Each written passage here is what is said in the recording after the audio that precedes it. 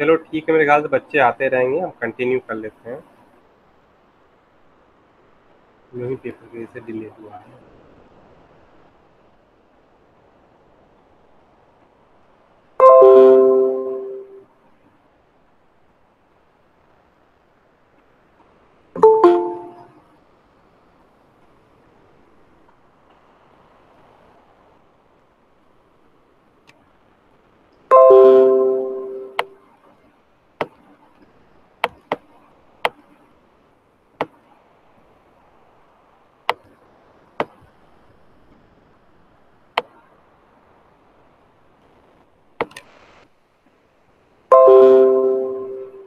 आज का टॉपिक है एक्सेप्शन। वैसे हम लोगों ने थोड़ा बहुत एक्सेप्शन देख भी रखा है, क्योंकि अगर हम एक्सेप्शन की बात करें, पढ़ाया नहीं था लेकिन फाइल हैंडलिंग में भी हम लोगों ने देखा था। फाइल हैंडलिंग में अगर याद हो तो हम लोगों ने ट्राई कैच कीवर्ड का भी यूज़ देखा था, जो हमारे मैकेनिज्म के फॉर्मेट में कंसीडर किए जाते हैं एक्सेप्शन हैंडलिंग के। इसी के साथ ही साथ शायद थ्रोज कीवर्ड भी आप लोगों ने देखा था, तो याद हो तो मेन के सामने हम लोगों ने कई बार थ्रोज के बाद एक्सेप्शन मेंशन कर देते थे। तो इस तरह से एक्सेप्शन हैंडलिंग का एक बहुत सिर्फ देखा देखा है, पढ़ा वाला कॉन्सेप्ट है, क्योंकि मैंने उस समय बोला था कि हम लोग इसको अलग से कंसीडर किया जा रहा होगा। तो एक्सेप्शन की बात कर लेते हैं। अगर एक्सेप्शन हम जावा की बात करते हैं तो आ, जैसे हम लोग नॉर्मली समझते हैं वही कोड भी यहाँ पे मेंशन किया जा रहा है। When executing Java code different errors can occur. ढेर सारी एरर अकर हो सकती है। अब उस वैसे उसमें क्या लिखा गया है, coding error made by programmer, error due to wrong input और अदर। बहुत सारी कोई भी इस तरह की एरर जो हमारे प्रोग्राम को इंटरप्ट कर सकती है, एरर की तरह से ट्रीट की जा रही होती है। तो एक्सेप्शन वो सारा पार्ट होता है जो हमारे प्रोग्राम को नॉर्मली वर्क करने में प्रॉब्लम को जनरेट करे, इश्यूज जनरेट करे और नॉर्मल प्रोग्राम ना रन करने दे। जैसा कि नेक्स्ट वाले पैराग्राफ में हम लोग देख रहे हैं, when an error occurs, Java will normally stop and generate an error message। तो जो हमारा जावा का प्रोग्राम होता है वो नॉर्मली क्या होता है, स्टॉप हो जाता है, और उसके बेस पे हम लोग एक एरर मैसेज जनरेट फेस कर रहे होते हैं। Technically term for this Java will throw an exception. अब इसको अगर हम टेक्निकली देखें तो क्या है, जावा हमारा एक एक्सेप्शन थ्रो कर रहा है।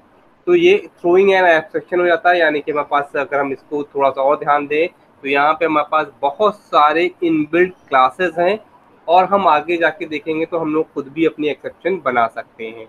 तो ये बने बनाए क्लासेस का भी ढेर सारा, बहुत बड़े जो क्लासेस हैं उनको यूज़ करें रहे हैं हम लोग, और मैक्सिमम टाइम पे हम उसका यूज़ करते हैं। लेकिन जैसे जैसे हम आगे बढ़ जाते हैं तो हम अपनी भी एक्सेप्शन जनरेट कर सकते हैं और उसका भी यूज़ कर सकते हैं। स्पेशली रूप से जैसे कि आगे हम आपको शायद दिखाएं तो एक थ्रोज वाला कीवर्ड की हेल्प से जो आप एक्सेप्शन है तो आप वो भी आप अपने हिसाब से मेंटेन कर सकते हो या थ्रो करा सकते हो।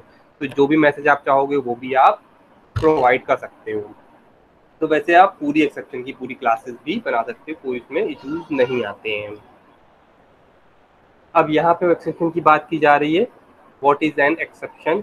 Exception in unwanted and unexpected events. अब एक्सेप्शन क्या है, कोई ऐसा काम जिसको हम नहीं करना चाह रहे थे वो हो रहा है, which occur during the execution of the program. जो पहले वाली चीजें में थी जावा एक्सेप्शन, उसी एक्सेप्शन को इनहेंस किया है। यानी कि अब एक्सेप्शन में हमारा थोड़ा सा और एक्सटेंड है, हम जो चीज़ नहीं चाह रहे थे वो हो रहा है। इसमें लॉजिकली और नॉन लॉजिकली हर तरह के एक्सेप्शन, किसी भी फॉर्मेट में हमारा प्रोग्राम अगर स्टॉप होता है, हमारा प्रोग्राम हैम्पर होता है, किसी वजह से कोई मैसेज डिस्प्ले हो रहा होता है, तो वो एज ए एक्सेप्शन की तरह से ट्रीट किया जा रहा होता है। ज़्यादातर ये एक्सेप्शन हमारा इश्यूज कहाँ पे आते हैं, सबसे ज़्यादा एक्सेप्शन के रन टाइम के ऊपर। Run time that disturb the normal flow of program instructions. यानी कि हम जब भी फ्लो ऑफ प्रोग्राम के इंस्ट्रक्शन को सबसे ज़्यादा इशू फेस करते हैं वो कब होता है, रन टाइम पे। क्योंकि कंपाइल टाइम पे तो हमें एज ए प्रोग्रामर के एंड में मेंटेन कर लिया जा रहा होता है। रन टाइम ज़्यादातर हम अगर प्रोग्राम किसी को प्रोवाइड कर देते हैं, कहते हैं हाँ ये प्रोग्राम सही से चल रहा है, उसके बाद वहाँ पे एक्सेप्शन लॉजिकली या किसी भी फॉर्मेट की जनरेट होती है, तो वो एज ए इशू की तरह से ट्रीट की जाती है। वो उसको हमें मेंटेन करना, उसको हमें बहुत ज़्यादा मेंटेन करने की रिक्वायरमेंट होती है। अगर याद हो तो हम लोगों ने फाइल हैंडलिंग ही पढ़ी थी, फाइल हैंडलिंग में हम ट्राई कैच ब्लॉक लगा रहे थे। क्यों लगा रहे थे? ताकि हमारा जो हर कंडीशन पे अगर कोई एक्सेप्शन जनरेट हो, बाई चांस हम अपनी फाइल ओपन किया और फाइल को क्लोज करना भूल जाएं तो फाइल हमारी ओपन रह जाएगी, और ओपन रह जाने के केस में बाद में क्या होगा, वहां पे भी हमें एक्सेप्शन फेस करनी पड़ेगी रन टाइम पे। तो ज्यादा बेटर है कि हम ट्राई कैच लगा लें और जो एक्सेप्शन आनी थी उसको एक प्रॉपर एक वेल मेंटेन फॉर्मेट में हम हैंडल कर पाए। ठीक है, तो उसी तरह से इसमें जावा में पूरी एक्सेप्शन को हम लोग मेंटेन करते हैं। हाँ, यहाँ वाला जो सेकंड पैराग्राफ इसका लास्ट वाला लाइन एक इम्पोर्टेंट है, ऊपर वाला लाइन तो सेम आ गया, normal flow of program, it is an object which is thrown at run time.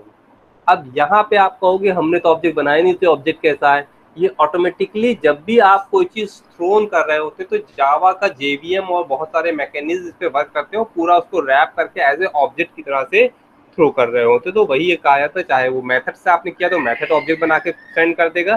तो ये इनबिल्ट मैकेनिज्म है जिसकी हेल्प से सारा काम किया जा रहा होता है।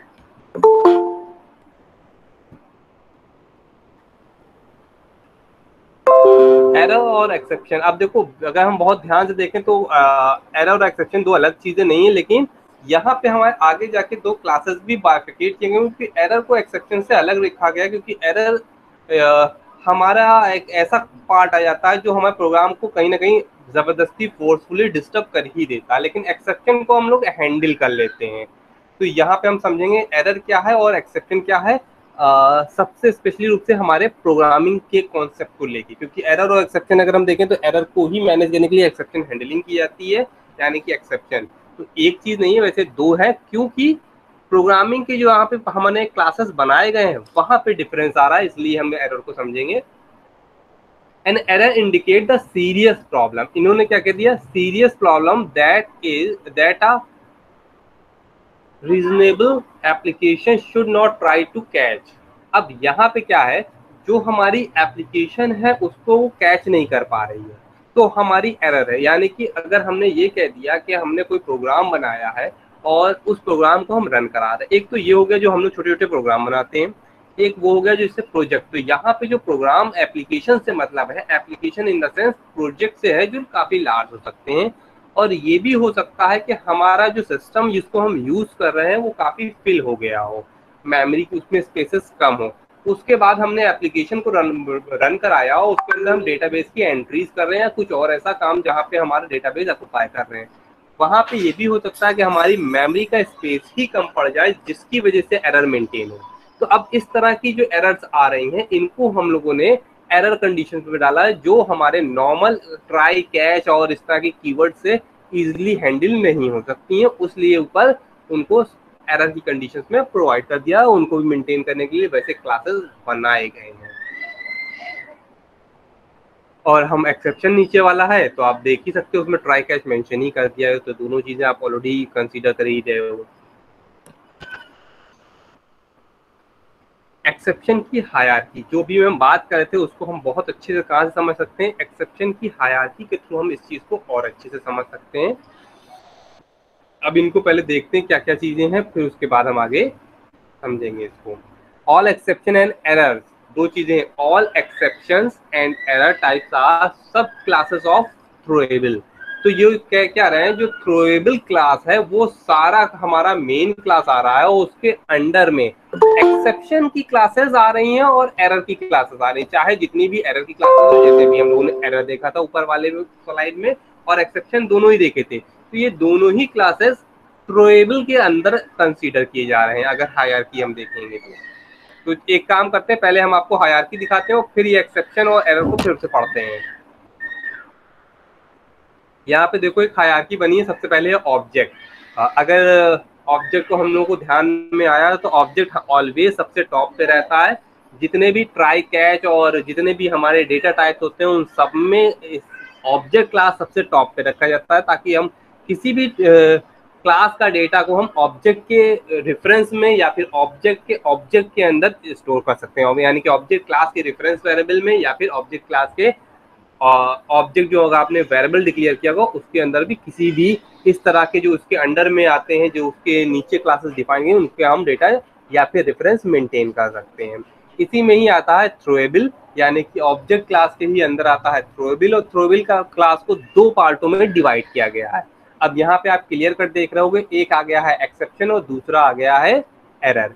एरर में वैसे तो यहाँ पे एरर को पार्ट देख लो तो दो ही लिखे हैं, लेकिन बहुत सारे और भी इसमें एरर एग्जिस्ट करती हैं, जैसे कि आपने लास्ट में देख रहे हो ETC। तो ज्यादातर इसको एरर के क्लासेस के थ्रू मेंटेन किया जा रहा होता है, लेकिन हमारा सबसे ज्यादा एम्फेसाइज आएगा एक्सेप्शन क्लास में, जिसमें चेक्ड एक्सेप्शन और अनचेक्ड एक्सेप्शन की बात की जा रही है। चेक्ड एक्सेप्शन अगर हम बात करते हैं तो वो कंपाइल टाइम की बात की जाती है, और अगर अनचेक की बात की जा रही होती है तो वो हमारी होती है रन टाइम की बात। तो हम वापस अपनी प्रीवियस वाली स्लाइड पे चलते हैं और फिर देखते हैं एक्सेप्शन और एरर क्या चीजें हैं। यहाँ पे एक्सेप्शन की बात की जा रही थी, तो हम क्या है, exception class is used for exceptional condition. Already उन्होंने कहा है कोई ऐसी कंडीशन जो हम नहीं चाहते हैं, that user program should catch, जिसको हमें कैच करना चाहिए, वो हमारी एक ऐसी कंडीशन है जिसको हम नहीं चाहते हैं, जिसकी वजह से हमारा प्रोग्राम टर्मिनेट हो सकता है, वो हमारी एक्सेप्शन में कंसीडर की जा रही होती है। जैसे कि null pointer exception is an exception of such exception.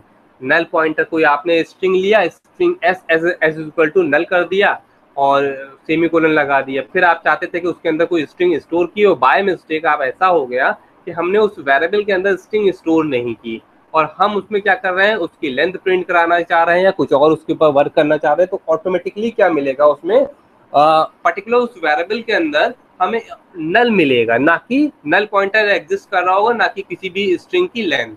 तो वहां पे हमारी ये एक्सेप्शन जनरेट हो जाती है। तो इस तरह से हमारे पास ढेर सारी एक्सेप्शन की, अभी आपने देखा था हायरार्की है, तो वहाँ पे बहुत बड़ी हायरार्की, छोटी सी नहीं है। अभी एक प्रोग्राम और छोटे डायग्राम के फॉर्म में एक्सप्लेन करने की कोशिश की गई है वहाँ पे लिस्ट उसकी बहुत बड़ी, बहुत लार्ज है। अब हम बात करते हैं एरर की। Error are used by Java run time system, यानी कि JVM।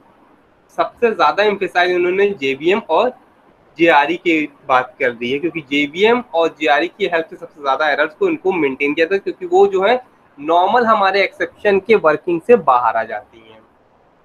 अब यहाँ पे JVM to indicate error having to do with the run time environment.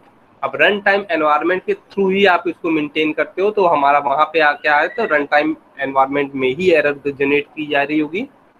अब ऐसी जनरेट जो एरर्स हैं वो कौन सी हो सकती हैं, stack overflow error is an example of such an error. Stack overflow हो गया, मेमोरी ओवरफ्लो हो गई, कुछ इस तरह की जो हमारे नॉर्मल एक्सेप्शन से बाहर हो। जैसे मैंने अभी प्रीवियस में भी बोला था, ट्राई कैच जो हमारे 5 कीवर्ड्स हैं जावा के अंदर, उनसे अगर बाहर जा रही है तो फिर हमारी एक्सेप्शन हमारी ज्यादातर वो एरर की तरह से ट्रीट की जा रही है, वो नॉर्मल एक्सेप्शन ना होकर वो एरर बन जाएगी और वो एरर की तरह से ट्रीट की जाएगी, और उसको फिर मेंटेन करने के लिए अलग क्लासेस यूज किए जा रहे होते हैं।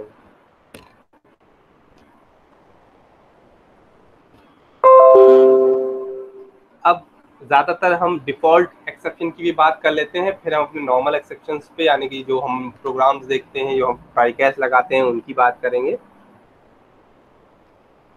Whenever inside the method, if an exception has occurred, the method creates an object known as exception object and hands it off to runtime system। यानी कि अगर हमारे पास नॉर्मली कोई एक्सेप्शन जनरेट हो जाती है, थ्रो करा दी जाती है, तो फिर वो हमारी JVM की हेल्प से मेंटेन की जा रही होती है। The exception object contain name and description of the object. ये ऑलवेज याद रखिएगा कि खाली यहाँ पे एक ऑब्जेक्ट की बात की जाए तो ऑब्जेक्ट ज्यादातर हमारे उस जो भी मेथड होगा, जरूरी नहीं कि एक्सेप्शन का ही हो, ज्यादातर सारे मेथड जो ऑब्जेक्ट जो जनरेट किए जाते हैं वो हमारे क्लास जो नेम और इन चीजों को मेथड को जरूर अपने पास रैप करके रखते हैं। और ये भी ध्यान में रखना पड़ता है उस ऑब्जेक्ट के साथ कि कितना कंटेंट पब्लिकली डिस्प्ले हो, कितना कंटेंट पब्लिकली डिस्प्ले नहीं होना चाहिए। इसमें भी हमारा JVM का, अगर आपने स्टार्टिंग में हमने शायद पता नहीं डिस्कस किया था, तो जो उसमें सिक्योरिटी है वो भी इस चीज को मेंटेन कराती थी कि ऑब्जेक्ट का कितना पार्ट पब्लिक हो, कितना प्राइवेट डिस्प्ले हो रहा हो जब वो ऑब्जेक्ट जनरेट होकर फ्लोट होता है। आगे देखते हैं इसमें current state of the program where the exception has occur. तो यानी कि ऑब्जेक्ट के अंदर कंप्लीट चीज की बात की जा रही है। ये एज ए समझिए कुकीज, जैसे आप पढ़ते नहीं है कुकीज में हमारा माइंड सेट होता है कि सारा डिटेलिंग मेंटेन करते हैं, वैसे ही ऑब्जेक्ट के अंदर भी सारा कंटेंट स्टोर किया जा रहा होता है। कितना पब्लिक होना चाहिए, कितना प्राइवेट होना चाहिए, उसका नाम होना चाहिए मेथड का, उसका डिस्क्रिप्शन होना चाहिए, उसकी स्टेट को मेंटेन करना चाहिए, ताकि अगर स्टेट जो एरर को मेंटेन कर लिया जाए तो वापस अपने प्रीवियस स्टेट में डाके फिर से वहीं से वर्क किया जा सके। अब नीचे वाले पैराग्राफ में जो लिखा है ना, create an exception object and handle it to the run time system. तो ये सारा हम किससे मेंटेन कर लेते हैं, एक्सेप्शन के थ्रू हम मेंटेन कर लेते हैं, थ्रोइंग एन एक्सेप्शन की हेल्प से। ज्यादातर इसके लिए दो कीवर्ड यूज किए जाएंगे, आगे जाके आप देखोगे, एक है थ्रो और दूसरा होगा थ्रोस कीवर्ड की हेल्प से हम इन दोनों चीजों को मेंटेन कर रहे होंगे।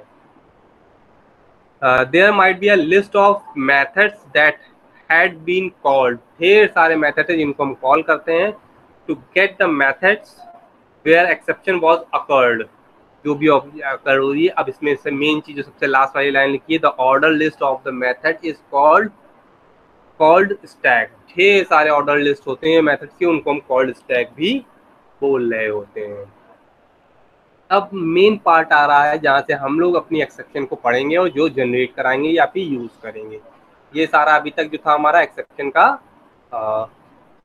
नॉर्मल एक्सेप्शन होती क्या है उनके कंटेंट थे। अब एक्सेप्शन हैंडलिंग का कॉन्सेप्ट है, यहाँ पे हमारा एक्सेप्शन हैंडलिंग स्टार्ट होता है।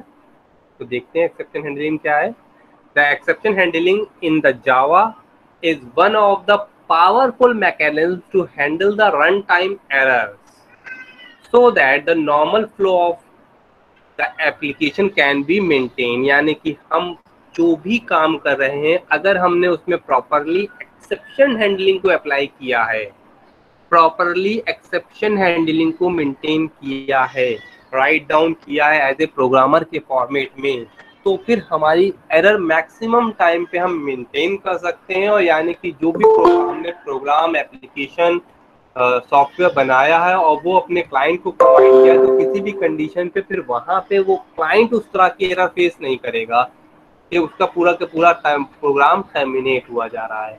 इसीलिए हमारे यहाँ पे एक्सेप्शन हैंडलिंग मेंटेन की जा रही होती है और हम अपने नॉर्मल जो प्रोग्राम का फ्लो होता है उसमें अपना सारा काम करते रहते हैं। उसी चीज को ये है कि एडवांटेजेस क्या है या फिर हम क्यों एक्सेप्शन हैंडलिंग को मेंटेन करते हैं, जो भी मैंने आपको बताया वही चीज यहाँ पे एक बार से पढ़ लेते हैं। The core advantage of exception handling to maintain the normal flow of the application. इसको कहिए हम हाईलाइट कर दे, to maintain the normal flow of the application. An exception normally disturb the normal flow of the application, that is why we use exception handling। यानी कि हमें इसीलिए use करना पड़ता है कि हमारा नॉर्मल फ्लो बना रहे। स्पेशली रूप से मैं फिर याद दिलाऊंगा कि स्पेशली रूप से हम कौन से नॉर्मल फ्लो की बात कर रहे हैं। ये नॉर्मल फ्लो हमारे एज ए प्रोग्रामर के फॉर्मेट में ना हो के ये नॉर्मल फ्लो हमारा एज ए यूजर को हो, जो आप प्रोजेक्ट बना के प्रोवाइड कर देते हो क्लाइंट को, उनकी बात की जा रही है। यानी कि हमारा एक्सेप्शन हैंडलिंग में किसी भी तरह का ऐसा एरर नहीं आना चाहिए कि प्रोग्रामर के क्लाइंट के एंड से हमारा सॉफ्टवेयर स्टॉप हो जाए या टर्मिनेटेड हो जाए। इस तरह के एरर वहां पे नहीं होनी चाहिए। इसको हम इजीली मेंटेन कर लेना चाहिए।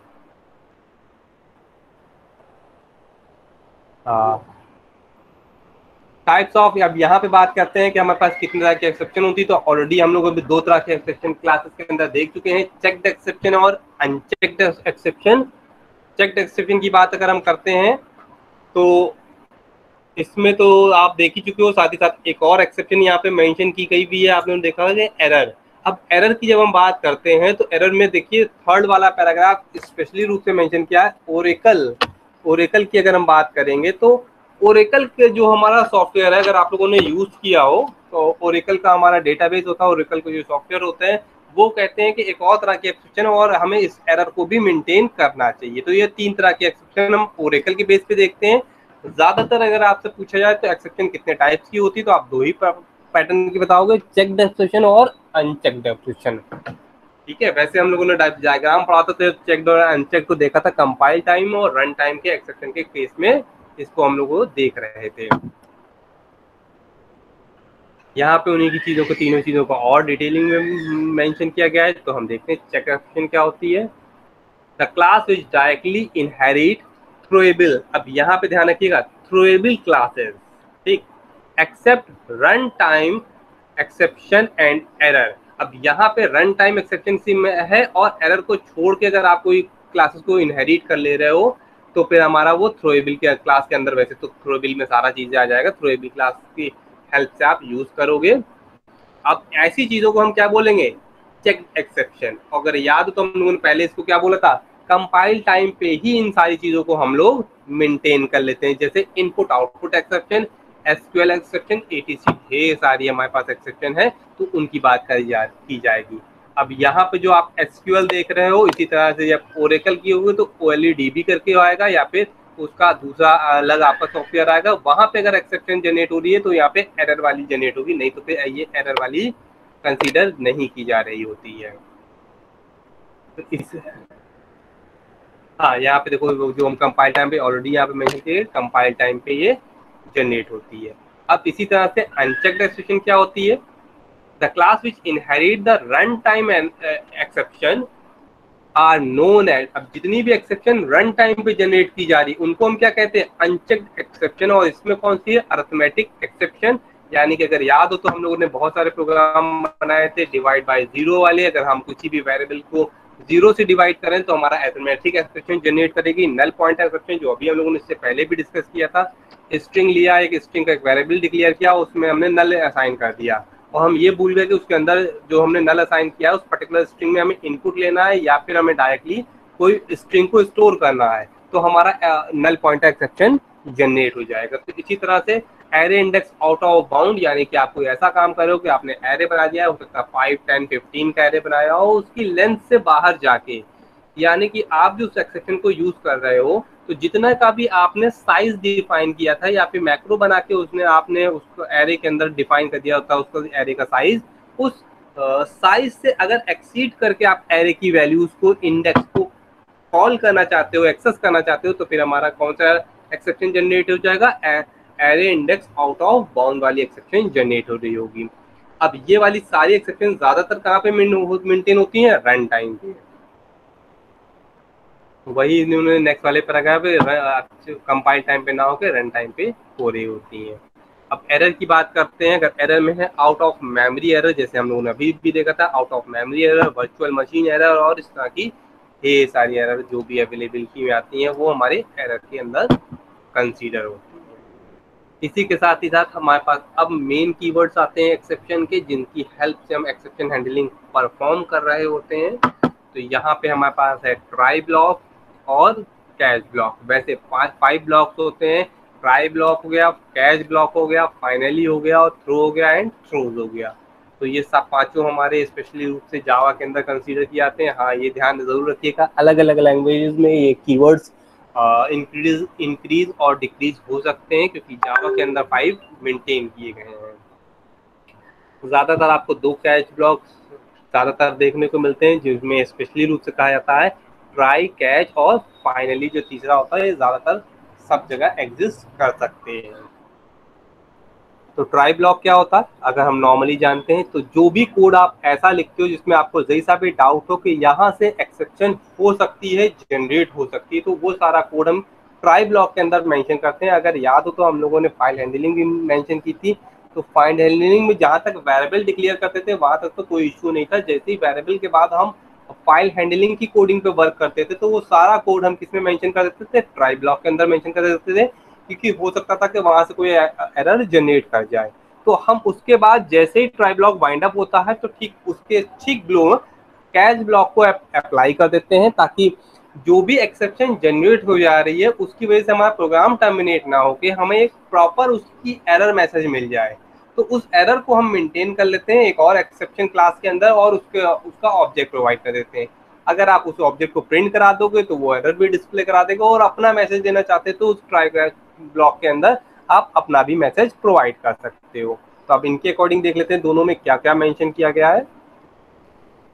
Try keyword is used to specify a block where we should place exception code. Natural सी बात है, जो आप अभी मैंने बताया वही यहाँ पे मेंशन किया गया है।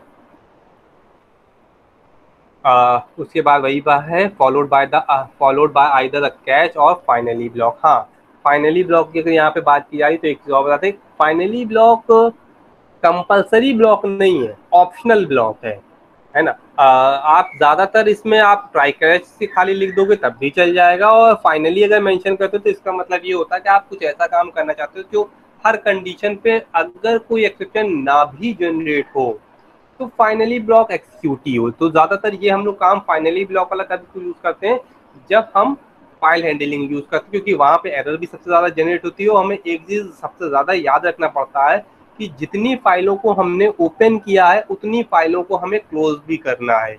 तो क्लोज करने वाला काम हम लोग मैक्सिमम टाइम पे फाइनली में करते हैं, क्योंकि ट्राई ब्लॉक लगाया तो हर कंडीशन पे वो सारा कंटेंट जो हमने ओपन किया उसको क्लोज कीजिए, और क्लोज करने का काम हमारा फाइनली में हम पुट कर देते हैं।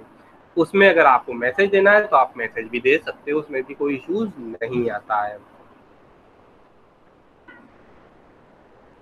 हाँ, एक चीज और ध्यान में रखिएगा, केवल ट्राई ब्लॉक अकेला यूज नहीं होता, ऑलवेज कॉम्बिनेशन में होगा, या तो कैच के होगा या फिर फाइनली के आ रहा होगा। इसी तरह से अगर हम कैच ब्लॉक को देखेंगे तो जो हम लोगों ने अभी समझा है उसी चीज को यहाँ पे मेंशन किया था। Catch block is use to handle the exception, it must be preceded by the sorry preceded by the try block, which means we cannot use the catch block alone। यानी कि आप कैच ब्लॉक को भी खाली use नहीं कर सकते हो, हर कंडीशन पे आपको ट्राई ब्लॉक अप्लाई करना ही करना है, और कैच ब्लॉक के बाद आप फाइनली ब्लॉक को भी यूज कर सकते हो। ऑटोमेटिकली हमने फाइनली ब्लॉक को भी डिस्कस कर ही लिया है। यहाँ पे देख लेते हैं क्या क्या चीजें मेंशन है फाइनली ब्लॉक की। Finally block is use to execute the important code of the program. जैसे हमने अभी आपको बताया, आपका कुछ ऐसा कोड है जो हर कंडीशन पे एक्सिक्यूट करना ही करना है, तो आप फाइनली ब्लॉक में डालोगे कि फाइल को हमें क्लोज करना ही करना है, बिना भूले करना है। तो सबसे पहले हम लोग कोडिंग में यही करते हैं, अगर हमने ओपन किया है तो फाइनली ब्लॉक में जाके उस फाइल को क्लोज भी मेंशन कर देते हैं। तो ज्यादातर अगर प्रोग्रामिंग के एंड से देखें तो प्रोग्रामर क्या करता है, अगर आपने फाइल ओपन की है तो सबसे पहले फाइनली वो ब्लॉक भी बना लेगा, ट्राई ब्लॉक में अगर ओपन किया है तो, और वो फाइनली ब्लॉक में उस फाइल को क्लोज भी करता चला जाता, ताकि भूलने का कॉन्सेप्ट ना रहे कि जितनी फाइल हमने ओपन की उतनी हम फाइल हमें क्लोज भी करनी है। अब इसके बाद दो हमारे पास कॉन्सेप्ट और आ जाते हैं, थ्रो एंड थ्रोज। तो थ्रो तो डायरेक्टली हमारा यूज किया था, एज ए कीवर्ड की तरह से यूज कर लेंगे कि आपको जो भी एक्सेप्शन थ्रो करानी, यानी कि बने बनाए क्लासेस हैं उनको आपको थ्रो करा देना है, तो आप डायरेक्टली थ्रो करा सकते हो। आपको शक होता है, आपको ऐसा डाउट होता है कि ये पर्टिकुलर कोड हर कंडीशन पे ये पर्टिकुलर जो मेथड है, फंक्शन है, ये कोड को ये एरर जनरेट करेगा और इसको हमें थ्रो करना ही करना है, तो हम थ्रो वहां से करा सकते हैं। तो डायरेक्टली थ्रो कीवर्ड की हेल्प से यूज कर लोगे। अगर हमें ये लगता है कि पर्टिकुलर क्लास जिसको हमने इनहेरिट किया है वहां से कोई चीज थ्रो हो रही है, उसको हमें सिर्फ मैनेज करना है, तो हम थ्रोज कीवर्ड का यूज करेंगे, और जहां पे मेथड डिक्लेयर कर रहे हैं उस मेथड के सामने ही मेंशन कर देंगे, या क्लास के सामने या मेथड के सामने आप डिक्लेयर कर दोगे, डायरेक्टली वो उसको जो है आउट ऑफ आपके जो नॉर्मल फ्लो ऑफ एक्सेप्शन उसको बिना डिस्टर्ब किए मेंटेन कर लिया जा रहा होता है थ्रोज की हेल्प से। तो इसमें हमारा थ्रोज कीवर्ड का यूज किया जा रहा होता है। तो ये दोनों चीजों को भी हम लोग आगे प्रोग्रामिंग की हेल्प से भी देख रहे होंगे।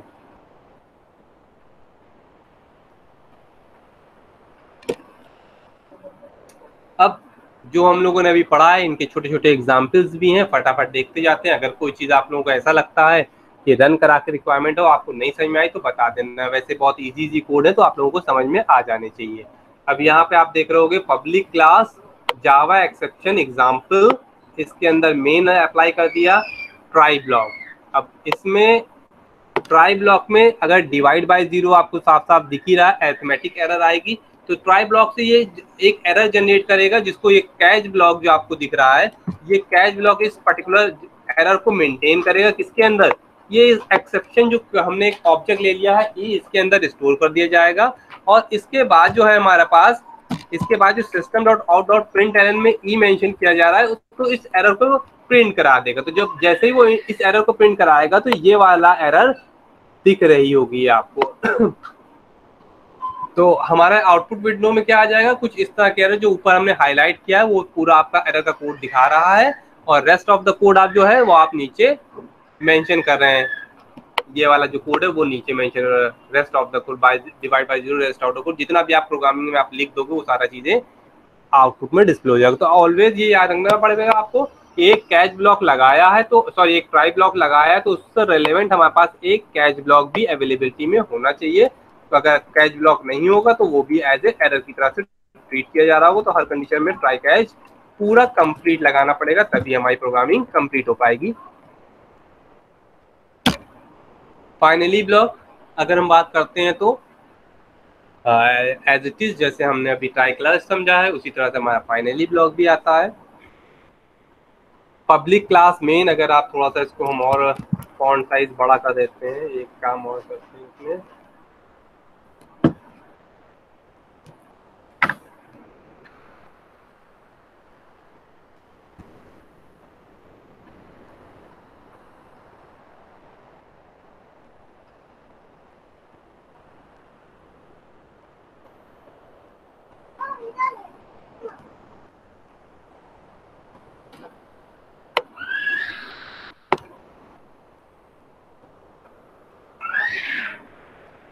ठीक है। यहाँ पे हमने पब्लिक क्लास मेन ले लिया है, मेन क्लास का नाम है, कुछ और नहीं है, एक्स्ट्रा मेन नहीं है। अगर डाउट हो रहा तो उसमें हम और एक वन ऐड कर दिया है।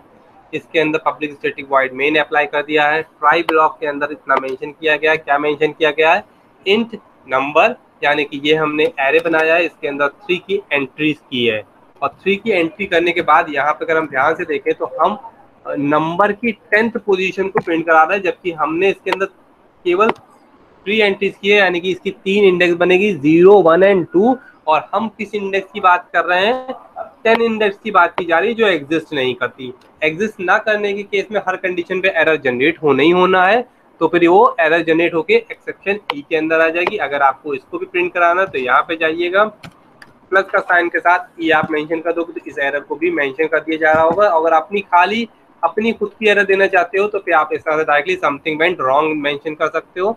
और फाइनली ब्लॉक को एक्सिक्यूट होना कंपलसरी है, इसलिए फाइनली ब्लॉक में आएगा और जो भी आपने फाइनली ब्लॉक के अंदर मेंशन किया होगा वो भी प्रिंट हो जा रहा होगा। तो प्रिंट होके क्या आउटपुट में, अगर इसका आउटपुट हम देखेंगे तो क्या आएगा, सबसे पहले लिख के आ रहा होगा समथिंग वेंट रॉन्ग, और उसके बाद नेक्स्ट में आएगा ट्राई क्लास इज फिनिश्ड। तो वो इस तरह से मेंशन कर दिया जा रहा होगा। तो आपको ये ध्यान में रखना पड़ेगा, अगर हम फाइनली ब्लॉक अप्लाई कर रहे हैं तो फिर फाइनली ब्लॉक के अकॉर्डिंग वर्किंग भी हो।